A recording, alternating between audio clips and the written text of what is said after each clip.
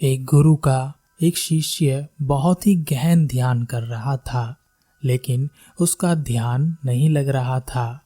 उसका मन हमेशा विचारों से भरा रहता।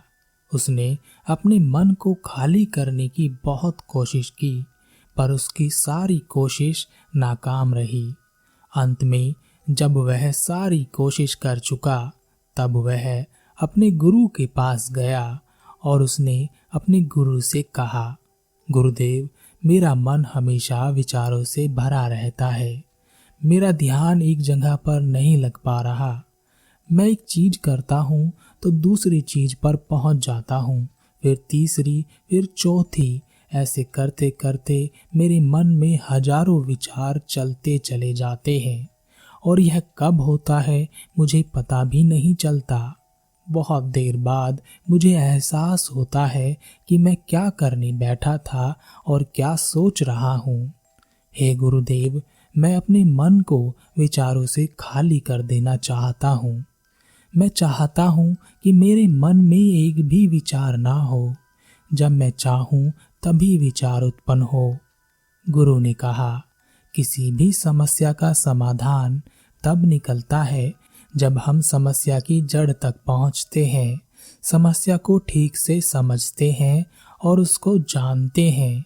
जिस मन को तुम खाली करना चाहते हो, क्या तुमने उस मन को थोड़ा बहुत भी जाना है? शिष्य ने कहा, गुरुदेव, मन को जानने की बहुत कोशिश की मैंने, लेकिन मैं जितना जानता हूँ इसके बारे में, वह उतना ही रहस्यमयी होता जाता है। गुरु ने कहा, जाओ और एक घड़े को छोटे छोटे पत्थरों से भर कर लेकर आओ। शिष्य एक घड़े में छोटे छोटे पत्थर भर कर ले आया और गुरु के पास रख दिए। गुरु ने कहा, इस घड़े को तुम अपना मन समझो और इस घड़े में भरे पत्थरों को अपने विचार। अब इस घड़े में और पत्थर डालो। शिष्य ने घड़े में पत्थर डालना शुरू किया। घड़ा पहले से ही भरा हुआ था। एक दो पत्थर डालने के बाद बाकी सारे पत्थर नीचे गिरने लगे। तब गुरु ने कहा, रुको, ध्यान से देखो। अब घड़े में पत्थर नहीं आ रहे, बल्कि वह नीचे गिर रहे हैं, क्योंकि यह एक घड़ा है। जो इसमें आ सकता था आ गया। अब और पत्थर नहीं आएंगे।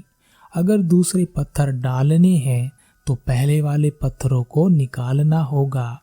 शिष्य ने तुरंत ही कहा, गुरुदेव, मैं समझ गया हूँ कि आप क्या बताना चाहते हैं। आप बताना चाहते हैं कि हमें अपने मन को विचारों से खाली कर देना चाहिए। गुरु मुस्कुराए और गुरु ने कहा, पहले पूरी बात समझ लो, उसके बाद मन को खाली कर लेना। गुरु ने कहा, हमारा मन इस घड़े के बिल्कुल उल्टा है। घड़े को तुम पत्थर से भर सकते हो, लेकिन मन को विचारों से नहीं भर पाओगे। मन हमेशा खाली ही रहता है। शिष्य ने कहा, गुरुदेव, मैं कुछ समझ नहीं पा रहा हूँ। मन अगर हमेशा खाली रहता है तो हम उसे खाली करने में क्यों लगे रहते हैं? उसकी क्या आवश्यकता है? गुरु ने कहा, इस घड़े से सारे पत्थरों को एक एक करके बाहर निकाल दो। शिष्य ने ऐसा ही किया। घड़े से एक एक पत्थर बाहर निकाल कर रखता रहा और अंत में वह घड़ा खाली हो गया। गुरु ने कहा, देखा तुमने, एक एक पत्थर को बाहर निकाला तो यह घड़ा खाली हो गया। अब तुम इस घड़े में कोई भी पत्थर डाल सकते हो, दूसरे पत्थर डाल सकते हो या उन्हीं पत्थरों को दोबारा भी डाल सकते हो। आधा भर सकते हो या इसे फिर से पूरा भर सकते हो। शिष्य ने कहा, गुरुदेव, मैं भी तो यही कह रहा हूँ कि मन को खाली करना है। ये पत्थर हैं, इन्हें आसानी से निकाला जा सकता है और घड़े को खाली किया जा सकता है, लेकिन मैं अपने मन को कैसे खाली करूं? गुरु ने कहा, इस खाली घड़े में एक पत्थर डालो और दो पत्थर निकालो। शिष्य ने कहा, ऐसा कैसे हो सकता है? जब इस घड़े में एक पत्थर होगा तो एक ही पत्थर निकलेगा, दो कैसे निकल सकते हैं? गुरु ने कहा, चलो तो ऐसा करो, इस घड़े में 2 पत्थर डालो और 4 पत्थर निकालो। शिष्य ने कहा, गुरुदेव, ऐसा कैसे हो सकता है? यह कोई चमत्कारी घड़ा तो है नहीं कि 1 डालो तो 2 निकालो, 2 डालो तो 4। गुरु ने कहा, यह घड़ा चमत्कारी नहीं है, लेकिन जो तुम्हारा घड़ा है, यानी जो तुम्हारा मन है, वह चमत्कारी है। उसमें से तुम एक विचार निकालोगे तो उसके पीछे 2 विचार निकलते हैं। जब तुम उन 2 विचारों को पकड़ते हो तो उसके पीछे 4 विचार निकलते हैं, और जब तुम उन 4 विचारों को पकड़ते हो तो उसके पीछे 16 विचार निकलते हैं। और ऐसे ही करते करते विचारों की एक लंबी श्रृंखला बनती चली जाती है और तुम कहीं नहीं रुकते, एक के बाद एक विचारों को पकड़ते जाते हो। यह मिट्टी का घड़ा तो पत्थरों से भर ही जाएगा, लेकिन तुम्हारा मन कभी नहीं भरता। वह हमेशा खाली है और खाली नहीं रहता। यह इस मन की माया है कि सब कुछ है लेकिन कुछ भी नहीं। शिष्य ने कहा, गुरुदेव, मैं आपकी बात समझ रहा हूँ, लेकिन क्या मैं हमेशा अपने विचारों की जाल में ही फंसा रहूंगा?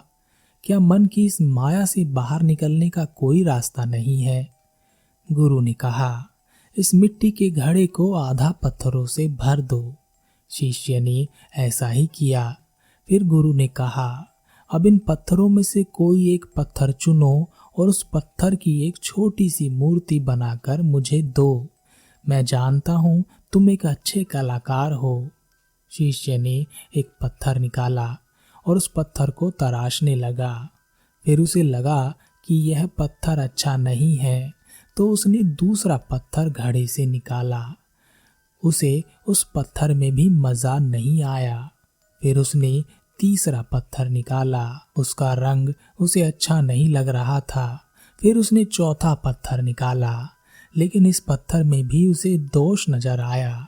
इसी तरह करके उसने लगभग सारे पत्थर बाहर निकाल दिए।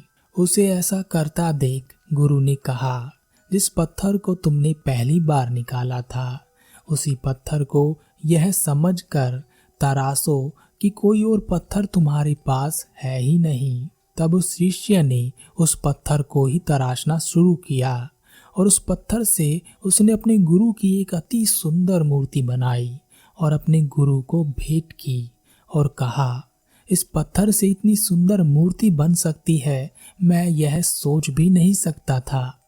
गुरु ने कहा, जब हमारे पास विकल्प नहीं होता, तब हमारे पास जो भी होता है, हम उसी में अपनी संपूर्ण ऊर्जा लगाते हैं और उसी को सबसे बेहतर बनाते हैं। और जब विकल्प होता है, तब हम बस पत्थर ही चुनते रह जाते हैं, मूर्ति बनती ही नहीं है।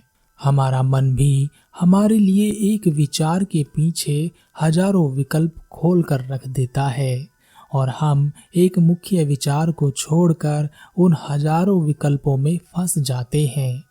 शिष्य ने कहा, मैं आपकी बात अच्छी तरह से समझ गया हूँ, लेकिन अब मुझे क्या करना चाहिए, मेरा मार्गदर्शन करें। गुरु ने कहा, मन के जाल में मत फंसो, मन को खाली करने का प्रयास मत करो, अपने ध्यान को एकत्रित करो, एकाग्रता लाओ, जो कर रहे हो उसे अंतिम समझकर करो। ऐसे करो कि इसके बाद तुम्हें कुछ नहीं करना, और जब दूसरे विचार पर कार्य करो तब केवल उसी पर कार्य करो, किसी तीसरे विचार पर नहीं। मन के माया जाल से निकलना इतना आसान नहीं, लेकिन अभ्यास करने से सब कुछ पाया जा सकता है। शिष्य ने कहा, गुरुदेव, मैं ऐसा ही करूंगा। यह बात समझाने के लिए आपका बहुत धन्यवाद। हम सब अपने मन को खाली करने का प्रयास करते रहते हैं। हमारे मन में जो विचार उठते रहते हैं उससे हम परेशान रहते हैं। हम चाहते हैं यह विचार कहीं चले जाएं और हम शांत हो जाएं, लेकिन हम जितना इन विचारों से भागते हैं, यह विचार हमें उतनी ही जोर से पकड़ लेते हैं, क्योंकि हम विचारों को शांत करने के लिए विचारों का ही प्रयोग करते हैं। और जिन विचारों का प्रयोग करते हैं वह विचार आपके उन्हीं विचारों से जुड़े होते हैं जिन विचारों को आप छोड़ना चाहते हो या सोचना नहीं चाहते। तो यह कैसे संभव होगा कि आप शांत हो सकें? यह तभी संभव हो सकता है जब आप शांत होने की कोशिश भी छोड़ दें और अपनी समस्या के समाधान पर ध्यान दें, एकाग्रता लाएं, ध्यान लगाएं और इस बात को समझें कि चिंता करने से समाधान नहीं मिलते, चिंतन करने से समाधान मिलते हैं।